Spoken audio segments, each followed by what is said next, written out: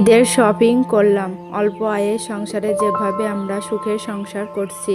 আসসালামু আলাইকুম, সবাই কেমন আছেন? আশা করছি সবাই ভালো আছেন ও সুস্থ আছেন। আমি শিল্পী, আমি নদী জেলা ছোট্ট একটা গ্রামে থাকি। আবারও নতুন একটা দিনের নতুন একটা ব্লগ ভিডিও নিয়ে চলে এসেছি আপনাদের মাঝে। আশা রাখছি আজকে ভিডিওটি আপনাদের কাছে অনেক বেশি ভালো লাগবে। তাই অনুরোধ করছি ভিডিওটি না টেনে লাইক দিয়ে সম্পূর্ণ দেখার জন্য।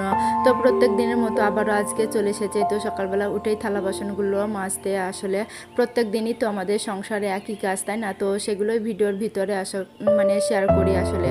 তো যাই হোক, আজকেও চলে এসেছি থালা বাসনগুলো মাজতে। আর কালকে যেহেতু গিয়েছিলাম শপিং করতে, মানে ঈদের কেনাকাটা করতে, তো দোকানে যে পরিমাণে ভিড় কি আর বলবো। তো যাই হোক, ঠেলাঠেলি করে বাজারটা করে নিয়ে এসেছি। তো যাই হোক, আমি যেখানেই যাই 5 মিনিটের জন্যই যাই, আর 1 ঘন্টার জন্যই যাই বা 5 ঘন্টার জন্যই যাই।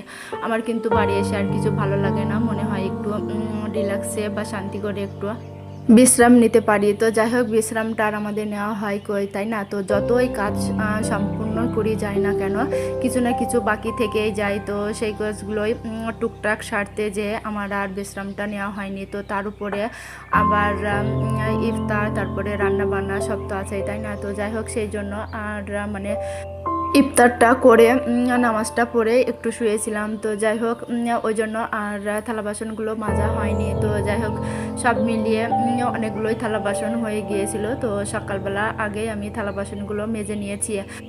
রাত্রি 2টার সময় উঠে সেহরি রান্না করে খেয়ে টেয়ে ঘুমিয়েছিলাম। তো ফার্স্ট সকালবেলায় উঠে আগে থালা বাসনগুলো মেজে নিচ্ছি। তো তারপরে আমি আরিসকে রেডি করে দিব, ও স্কুলে যাবে।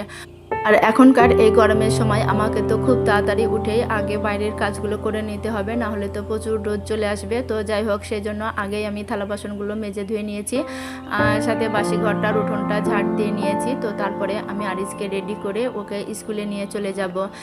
আর এখন এই রোজার মাসে আমি সুরজকে দিয়ে আরিসকে দিয়াচ্ছি না বা নিয়ে আসাচ্ছি না। তার কারণ হচ্ছে এমনিতেই আমার ছেলে রোজা করেছে, তো রোজা করে স্কুলে যাচ্ছে, তো আবার প্রাইভেট আছে। তো সেই কারণে আমি নিজেই আরিসকে নিয়ে যাচ্ছি, আবার নিয়ে আসছি। আবার টুকটাক যে বাজারগুলো করার থাকে আর কি, তো সেগুলোও আমার সুরজি করে। তো সেজন্য আমি আর মানে এক্সট্রার এই কাজটা আমি আমার দায়িত্বেই নিয়ে নিয়েছি। তো যাই হোক, প্রত্যেক দিনের মতো আবারও আজকে বলছি, ভিডিওটি কেউ টেনে টেনে দেখবেন না, যতটুকু পারেন ততটুকু দেখবেন, না হলে ভিডিওর রিস্ক কমে যাচ্ছে, আমারই চ্যানেলের ক্ষতি হচ্ছে। তো যাই হোক, খুবই কষ্ট করে চ্যানেলটা এতদূর পর্যন্ত নিয়ে এসেছি। তো যাই হোক, তবুও এখনও পেরে উঠতে পারছি না। তো যাই হোক, আপনাদের সেজন্যই বলছি যে আর ভিডিওর এই পর্যন্ত যারা আছেন, প্লিজ একটা লাইক দিয়ে দেবেন, সাবস্ক্রাইব করে পাশে থাকা বেল আইকনটা প্রেস করে রাখবেন, যাতে করে আমি নতুন ভিডিও পাঠানোর সাথে সাথে আপনার ফোনের নোটিফিকেশন চলে যায়, আর আপনি আপনার সময় সুযোগ বুঝে ভিডিওগুলো দেখে নেবেন। আর অলরেডি এই কাজটা যারা করে দিয়েছেন, আপনাদের জন্য অসংখ্য ধন্যবাদ। এখন চলে এসেছি মুরগিকে কুচে বসে দিব। তো সেজন্য আমি ডিমগুলো সাইজ করে আগে ছাই দিয়েছি। তো তারপরে এক এক করে ডিমগুলো দিয়ে দিব। আর অলরেডি তো 2টা মুরগি ডিম দিচ্ছে, আর একটা মুরগি কুচে বসে আছে। তো সেটাকে দিয়েই যে 2টা মুরগি মিলিয়ে 11টা ডিম হয়েছিল, তো তার ভিতর থেকে আমি 10টা ডিম দিব আর একটা ডিম রেখে দিব। আবার যে 2টা মুরগি আর যে ডিমগুলো পারবে, তো তার ভিতর থেকে একটা মুরগিকে আমি কুচে বসাবো, আর বাকি একটা থেকে যাবে। সব মিলিয়ে আমি 2টা মুরগিকেই আমি কুচে বসে দিব।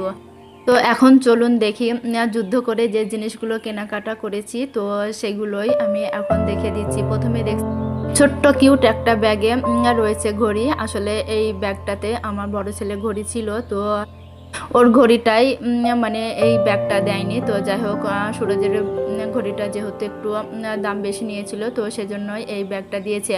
আর আরিজের ঘড়িটাই তো একটু দাম কম নিয়েছিল, বাচ্চাদের ঘড়ি, তো সেজন্য এই ব্যাগটা দেয়নি। তো কি করবে, আনার সাথে সাথেই ও নিয়ে নিয়েছে যে আমাকে ব্যাগটা দাও, আমার ঘড়িটা আমি রাখবো। তো সেজন্য ও ব্যাগটা নিয়ে ওর ঘড়িটা রেখে দিয়েছে। আর এমনভাবে ঘড়িটাই বেঁধেছে যে আমাকে খুলতে বেশ অনেকটা টাইম লাগবে। তো সেজন্য আমি পাশে রেখে দিলাম। আর এদিকে দেখে দিচ্ছি, এটা হচ্ছে পাঞ্জাবি। আর এই পাঞ্জাবিটা হচ্ছে সুরজের। অলরেডি ও গায়ে দিয়ে দেখেছে, বেশ ভালোই হয়েছে। তো যাই হোক, ওই জন্য আমি আর সম্পূর্ণটা খুললাম না। তো সম্পূর্ণ খুললে আবার তো ভাঁজ করতে হবে। আর যেহেতু অলরেডি আমি ঘর পরিষ্কার করার কাজে লেগে পড়েছি, তো সেজন্য আর সম্পূর্ণভাবে খুলছি না, অল্প অল্পভাবে খুলে জামা কাপড়গুলো আপনাদের সাথে একটু দেখে নিয়েছি। আর এই গেঞ্জিটাও নিয়েছি সুরজের জন্য। তো যাই হোক, পাঞ্জাবিটার দাম নিয়েছিল 700 টাকা আর এই গেঞ্জিটার দাম নিয়েছিল 370 টাকা। তো ওদের আব্বু বলেছিল যে দুই ভাইয়ের জন্য একই পাঞ্জাবি কিনতে। তো যাই হোক, আরিজের পাঞ্জাবি রয়েছে, তো সেজন্য আমি আর আরিজের জন্য পাঞ্জাবি নিইনি। কিন্তু আমি বলেছিলাম যে আরিজের পাঞ্জাবির থেকে গেঞ্জি প্যান্টের সেটটা খুবই প্রয়োজন। তার কারণ হচ্ছে যে আরিজ যেহেতু প্রাইমারি স্কুলে যাচ্ছে, তো সেজন্য এখনও তো ওকে ড্রেস দেয়নি, তো ওর জন্য একটা জামা প্যান্ট অলরেডি খুবই দরকার। আর যেহেতু ঈদের সময় এসেছে, তো অলরেডি তো একটা নতুন জামা কাপড় পরবে। আর যে আমার মারা গেঞ্জিটা দিয়েছে, মানে গেঞ্জি প্যান্টের সেটটা দিয়েছে, তো সেটাও আছে, কিন্তু সব মিলে সবই যদি বাড়িতে পরে ফেলে দিই তাহলে তো হঠাৎ কোথাও গেলে আবার কিনতে হবে, তাই না?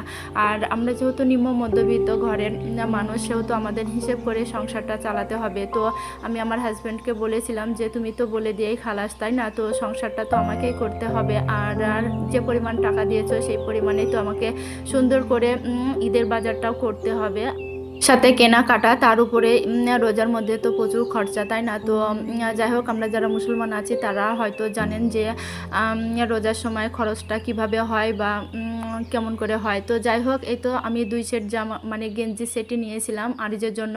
একটা নিয়েছিলাম 500 টাকা আর একটা নিয়েছিল 250 টাকা। তো যাই হোক, আমি বছরে 2বার জামা কাপড় কিনে থাকি আসলে। এক হচ্ছে শীতের আগে আর আরেকবার হচ্ছে গরমের আগে। তো যাই হোক, 2 সেট করে 4 সেট জামা কাপড় কিনি, এতেই আমাদের বছর হয়ে যায় আসলে। তো যাই হোক, আমি কেনাকাটাটা খুবই কম করি, মানে জামা কাপড়টা। আর আমি সবসময় জামা কাপড় একটু বড় দোকান থেকে কেনার চেষ্টা করি, এতে করে জিনিসটাও ভালো হয়, আবার কালারটাও থাকে। আর যাই হোক, আমার কাছে মনে হয় অল্প দামের অনেকগুলো কেনার থেকে একটু ভালো দেখে বা একটু বেশি দামের 2টা 3টা হলেই হয়ে যাবে। তো যাই আগের যেগুলো আছে, তো সেগুলো বার করেছি। আর সব মিলিয়ে 3 সেট জামা প্যান্ট আরিজের আছে। 1 সেট প্রাইমারি স্কুলে পড়ে যাবে আর 2 সেট বাড়িতে পরা হবে।